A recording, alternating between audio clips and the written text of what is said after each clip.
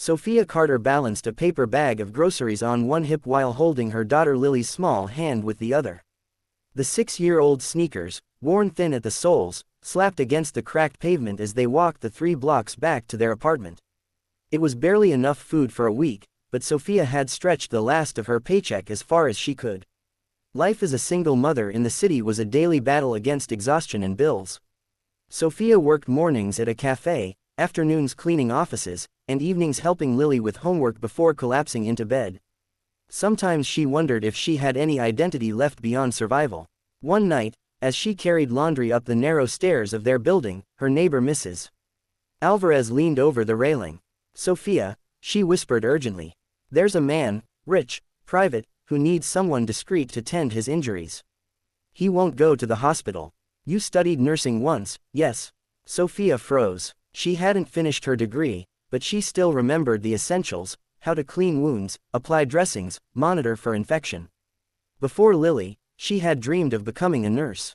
Life, and an absent father, had forced her to give that up. "I don't know," she began, but Mrs. Alvarez pressed. "He pays cash. Good money. More than cleaning jobs." Sophia thought of the overdue rent notice, of Lily's shoes with holes in the toes. Her pride fought to refuse, but practicality won. "Fine, I'll try. The address led her to the top floor of a gleaming high-rise. The penthouse was worlds away from her cluttered apartment: polished marble floors, walls of glass opening to the glittering skyline, the faint scent of leather and cedar. On a velvet sofa sat a man in his early 30s. His jaw was sharp, his eyes cold blue steel, his posture commanding despite the bandage wrapped clumsily around his arm. He looked more like a king on a throne than a patient in need. "You're the one Alvarez sent." His voice was low, clipped, impatient. Sophia set down her modest first aid kit. "Yes, I studied nursing before life changed. May I look?" He extended his arm without comment. The stitches were crude, clearly self-done, and the skin around them was inflamed. She worked carefully, cleaning and redressing the wound, her hands steady though her heart raced under his piercing gaze. When she finished, she said softly, "It should heal well, but I'll need to check it daily." "How much?" he asked. She hesitated, embarrassed. $200 per visit. It felt like robbery, but her rent loomed. He reached for his wallet, pulled out 5 crisp $100 bills, and handed them to her. "You'll come every day this week." Her mouth went dry. "That's too much." "Not for me," he interrupted, eyes narrowing slightly. "What's your name?" "Sophia. I'm Alexander Grant. Remember it. You'll be seeing a lot of me." Sophia's days quickly took on a new rhythm. She would drop Lily at school, rush to the penthouse, tend Alexander's wound, and often find herself staying longer than intended, making tea when he looked tired, sometimes cooking soup when he admitted he hadn't eaten. Alexander Grant was unlike anyone she had ever met. He was commanding, yes, used to being obeyed. But beneath the surface, she glimpsed cracks, loneliness, weariness, the weight of constant expectations. One afternoon, as she gently wrapped his arm, he said suddenly, "You don't look at me like everyone else does." Startled, she asked, "What do you mean?" "Most people want something: power, connections, favors. They look at me like a ladder. You look at me like I'm human." She flushed, unsure how to respond. She was just trying to survive, yet somehow she'd become the one person he confided in. One evening, after her cafe shift, she found Alexander sitting alone in the dim light, a glass of whiskey untouched beside him.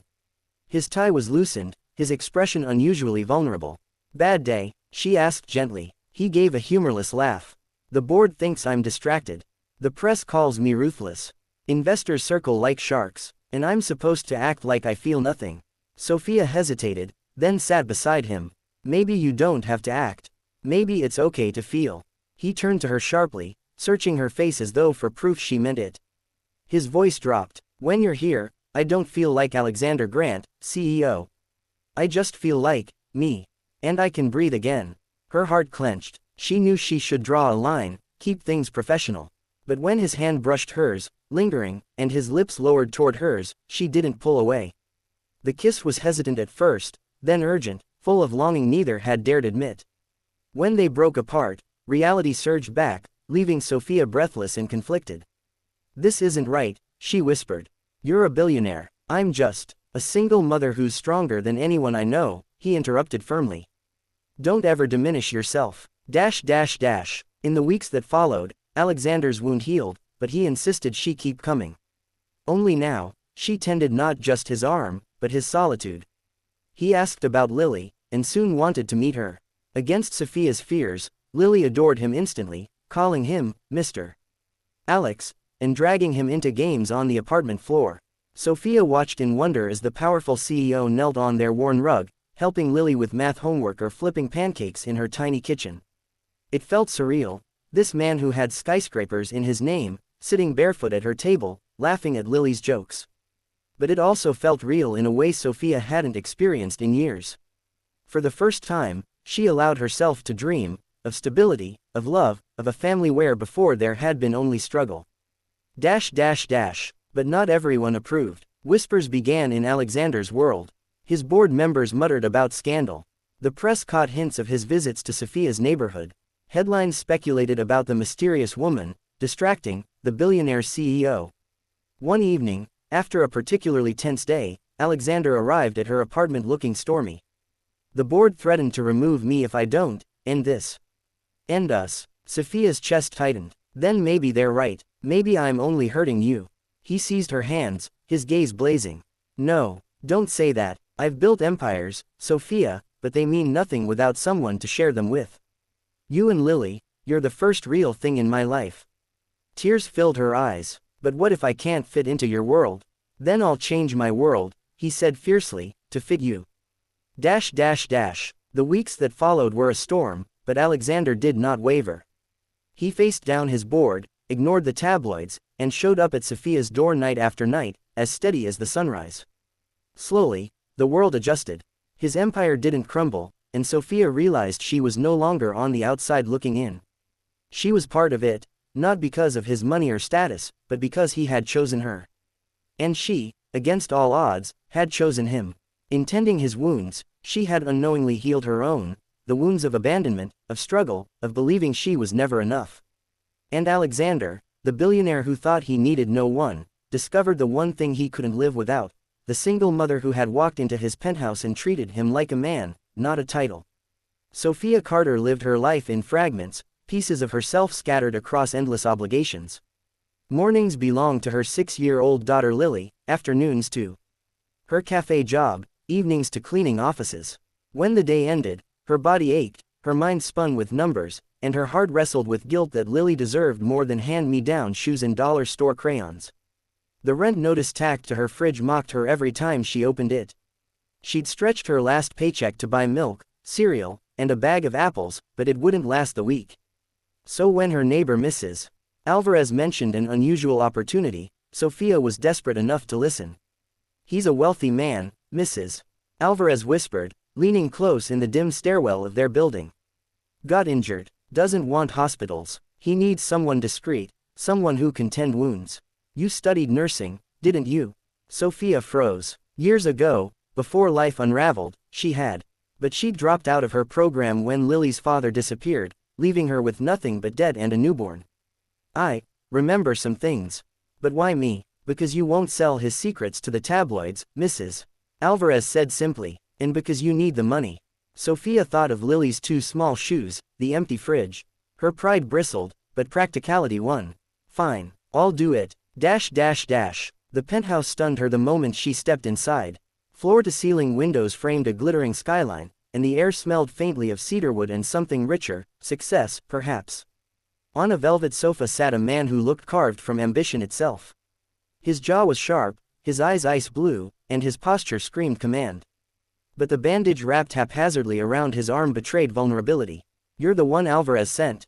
His voice was low, edged with impatience. Sophia set down her modest first aid kit and nodded. Yes, I studied nursing before, circumstances changed. May I see? Without a word, he extended his arm. The wound was angry red, poorly stitched.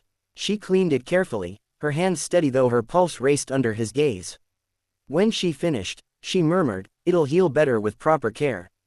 I'll need to check it again tomorrow." How much? He asked bluntly. The question startled her. 200. She winced at how greedy it sounded. Instead of scoffing, he reached for his wallet and handed her 5 crisp $100 bills. You'll come every day this week. Her breath caught. That's too much. Not for me, he said simply. His eyes locked on hers, unwavering. What's your name? Sophia. I'm Alexander Grant. Remember it, you'll be seeing me often. The days blurred into a strange routine. After dropping Lily at school, Sophia hurried to Alexander's penthouse.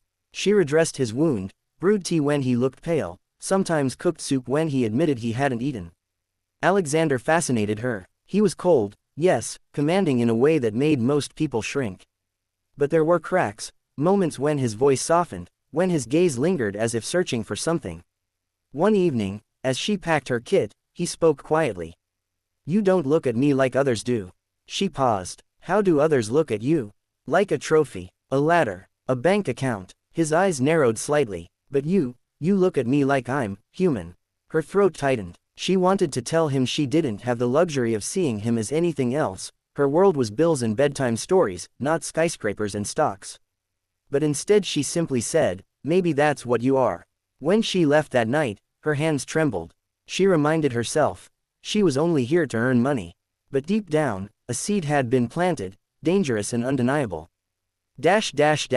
Part 2. When he needed more.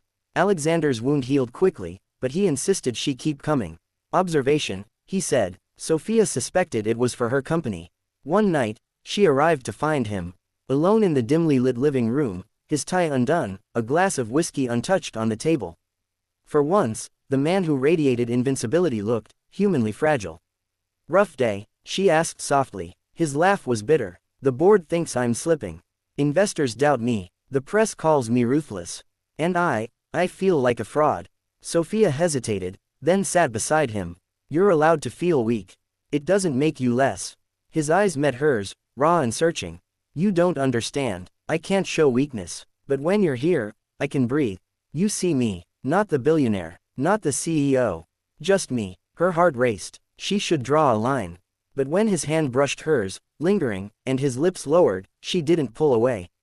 The kiss was a clash of need and surrender, a fire she hadn't felt in years. When they broke apart, she whispered, this can't happen.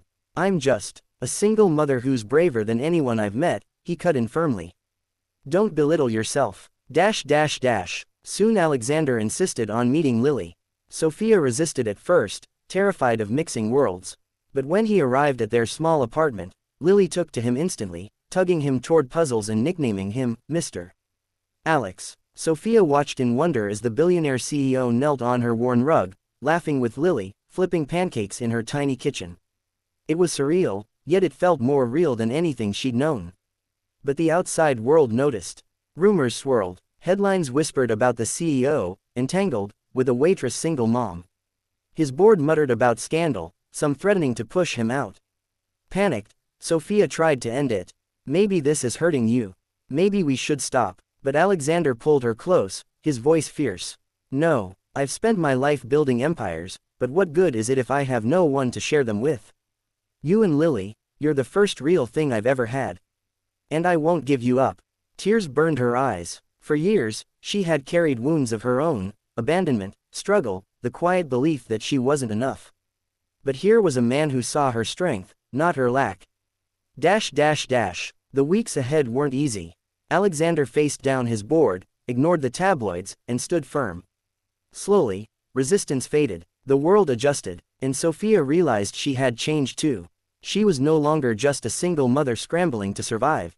She was a woman loved by a man who had everything, yet needed her more than he needed his fortune. In tending his wounds, she had healed her own. And in her quiet strength, Alexander had found the one thing he never thought he needed, a family.